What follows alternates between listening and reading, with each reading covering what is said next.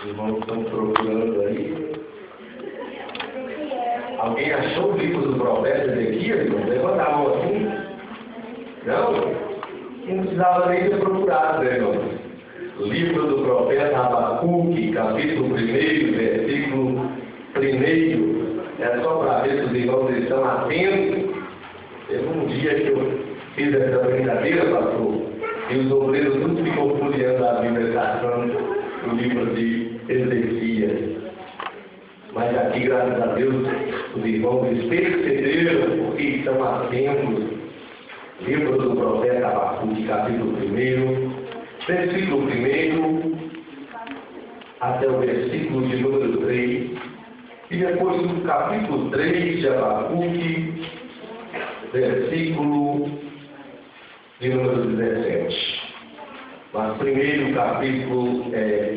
nós vamos ler o livro do profeta Abacuque, capítulo 1 e verso 1. Então aí estou vendo alguns irmãos procurando o livro do profeta Abacuque. É um dos últimos livros do Antigo Testamento, fica logo depois do profeta Naum. Você abrir a sua vida aí no Antigo Testamento, um dos últimos livros, logo depois do profeta Naum, e antes do profeta Sofonias. Amém, irmãos? Eu ainda estou ouvindo alguns irmãos procurando, parece que está difícil aí encontrar, está precisando mais manejar a sua própria Bíblia. Louvado seja Deus, eu não quis magoar nenhum dos irmãos, viu? Apenas uma brincadeira. Livro do profeta Abacuque, capítulo 1, quem encontrou, diga amém. Amém. Então, diz assim o texto da palavra do Senhor. O peso que deu o profeta Abacuque. Até quando, Senhor, clamarei eu, e tu não me escutarás? Gritarei violência, e não me salvarás? Por que razão me fazes ver a iniquidade e ver a vexação? Porque a destruição e a violência estão diante de mim. Há também quem suscite a contenda e o litígio. Você vai abrir agora no capítulo 3 e no versículo de número 17. No mesmo livro de Abacuque, no capítulo 3, e no verso 17 e 18, que diz assim: porquanto, ainda que a figueira não floresça, e nem haja fruto na vide, o produto da oliveira minta, e os campos não produzam mantimento, as ovelhas amalhadas sejam arrebatadas, e nos currais não hajam vacas. Todavia, eu me alegrarei no Senhor, e exaltarei o Deus da minha salvação. Amém? Pode tomar o teu assento, glorificando, exaltando, bendizendo o nome do Senhor Jesus, que é digno de toda honra, de toda glória, de todo louvor. Como eu já disse, irmãos, eu estou alegre, estou feliz com Deus por essa oportunidade de estar aqui hoje. Meu coração está alegre, regozijante, em poder estar junto com os irmãos, glorificando e exaltando o nome de Jesus. É um prazer muito grande quando nós podemos entrar na casa do Senhor. Como diz o salmista, alegrei quando disseram, vamos à casa do Senhor, porque eu sou. Se esse culto já tivesse acabado, nós já iríamos para os nossos lares, alegres, satisfeitos, porque já ouvimos a voz de Deus essa noite. Aleluia! O dia está frio, como nós já dissemos, mas existem momentos, existem cultos, que por mais que sejam poucas pessoas, ou as situações adversas se fazem inacessíveis em nossas vidas. Nesta noite, a presença do Espírito Santo de Deus está aqui de uma forma poderosa. Você que abençoou aquela porta triste, preocupado, cabisbaixo, eu não sei por qual motivo, mas eu tenho uma palavra de Deus no teu coração. Ele pode resolver o teu problema. Jesus Cristo não mudou, Ele não muda e não mudará. Ele ainda é poderoso, viu? Ele ainda é poderoso para resolver o seu problema, para transformar a sua tristeza em alegria, para curar a sua enfermidade. Ele ainda é poderoso. Aleluia! Jesus Cristo é maior do que a tua dor. Jesus Cristo é maior do que a tua angústia. Jesus Cristo é maior do que o seu problema. Jesus Cristo é maior do que o que perturba o teu coração. Jesus Cristo é maior do que o nosso adversário que nos rodeia, que anda ao nosso derredor, bramando como um leão, buscando a quem possa tragar. Mas graças a Deus que Jesus Cristo nunca nos abandonou. Aleluia! Como diz o salmista, em paz também deitarei, dormirei, porque só tu, Senhor, me faz repousar em segurança. Louvado e agradecido seja o nome de Jesus. E situações como essas, observando a lei de Deus, a palavra do Senhor, nos faz ficar alegre, nos faz ficar felizes. Quantas vezes nós enfrentamos dificuldades, passando problemas, nós sentamos talvez na nossa casa, no nosso lar, abrimos a palavra de Deus, e o Espírito Santo começa a falar no nosso coração, começa a confortar a nossa alma, talvez sozinho, talvez lágrimas rolam nos olhos, talvez o coração bate forte no peito, sem ter ninguém conosco dentro de casa, ninguém está falando nada, mas a gente sente uma alegria tão grande. Isso, irmãos, é a manifestação poderosa e gloriosa do Espírito Santo de Deus. E é isso que nós não podemos perder. É isso que nos faz ter certeza da vitória. É isso que nos faz acreditar no que nós não vemos.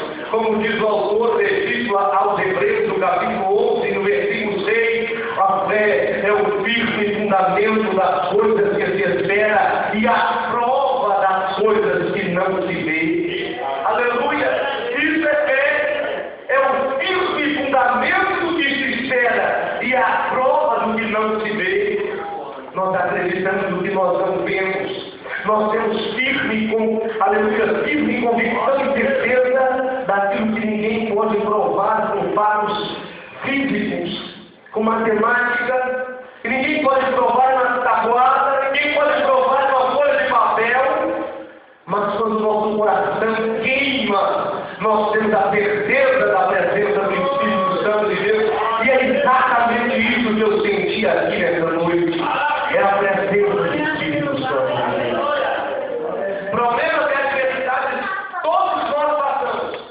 Angústias e aflições vêm todos os dias. Parece que essa terra já está rotineira.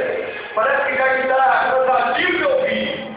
Todos os dias enfrentamos problemas, dificuldades, enfermidades. E esses dias, até no meu trabalho, eu ouvi um colega meu dizendo: se Deus existe, se Deus é amor, se Deus é Pai, se Deus é o Criador, porque tantas coisas ruins acontecem no mundo, porque tanto sofrimento são acometidos a pessoas boas, a pais de família, trabalhadores, que são submetidos a entrar debaixo da harpa de um homem que não tem nenhum pudor, nenhuma vergonha, e toma todo o salário do seu trabalho, todo o sustento da sua família, porque uma criança é acometida de uma enfermidade mortal, como um câncer, como uma doença, e muitos são levados todos os dias. E nós, como seres humanos, começamos a nos perguntar: por quê, Senhor? Por que o justo sofre enquanto o ímpio prospera? Porque muitas das vezes nós olhamos servos de Deus, pessoas sinceras, retas, tementes a Deus, e que levam uma vida tão dura, tão difícil, com enfermidades, com dificuldades, e talvez ímpios, talvez pessoas que não têm nenhum pudor, nenhum compromisso, nenhuma responsabilidade com família, com lar, estão prosperando. Irmãos, quando eu abro o livro do profeta Abacuque, logo no primeiro capítulo, no primeiro versículo, o profeta está fazendo esse mesmo questionamento. Ele está perguntando exatamente a mesma coisa. O livro do profeta Abacuque é um tanto quanto diferente, porque todos os profetas escrevem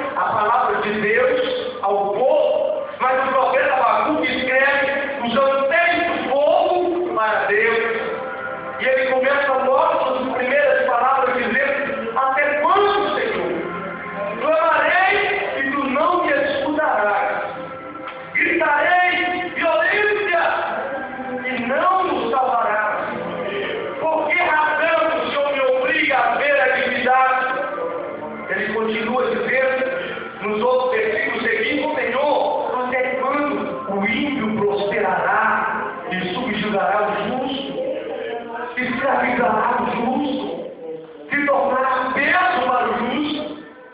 Questões como essa nós ainda perguntamos hoje. Existem momentos na vida que nós dobramos o joelho e dizemos, Senhor, por quê? Por que eu? Por que isso está acontecendo comigo? Talvez começando a pensar, Deus se esqueceu de mim. Deus já me abandonou.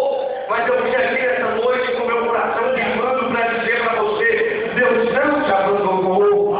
Deus não esqueceu de você. Deus contempla a tua dor. Deus contempla a tua ansiedade. Ele conhece o íntimo do teu coração. E Ele vai dizer para você, esforça-se porque eu te ajudo. Aleluia. Sou eu quem te guardo. Sou eu quem te protejo. Mas esforça-se em mim.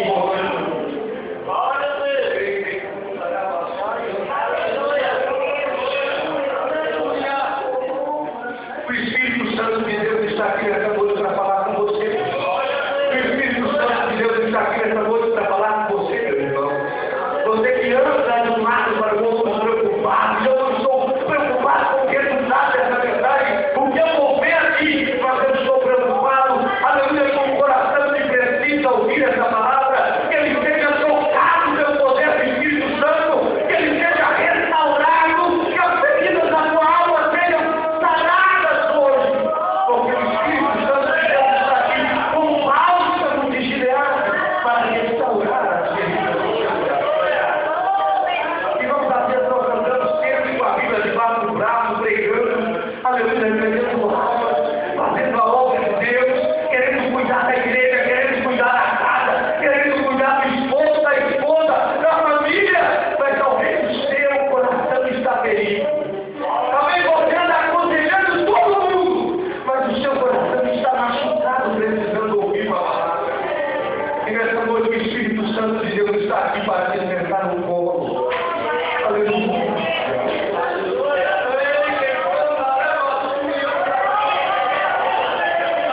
O Espírito Santo de Deus está aqui para tratar de ti e pastorar. Aleluia. Aleluia. Existem pessoas aqui que eu estou orando, pedindo Deus, conforta o meu coração. Sustenta minha alma, Senhor. Existem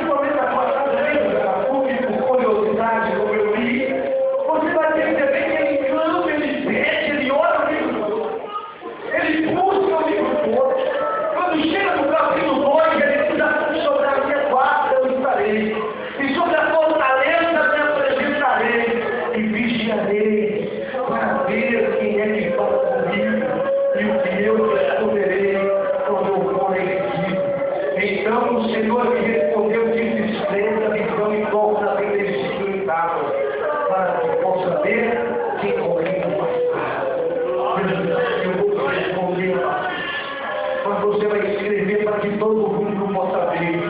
Mas Deus começa a conversar com Abacuque.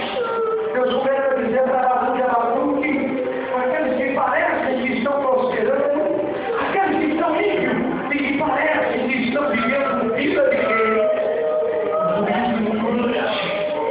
O gasto que transporta Abacuque, mas aqueles que andam rastejando, de joelhos, chorando e implorando, a salvação me transporta. O milagre virá. Aleluia. E ele começa a dizer que a minha alma incha e a minha alma é reta nele, porque o justo é a sua fé que virá. Deus está dizendo, a minha alma é reta nele, porque o justo vive da fé.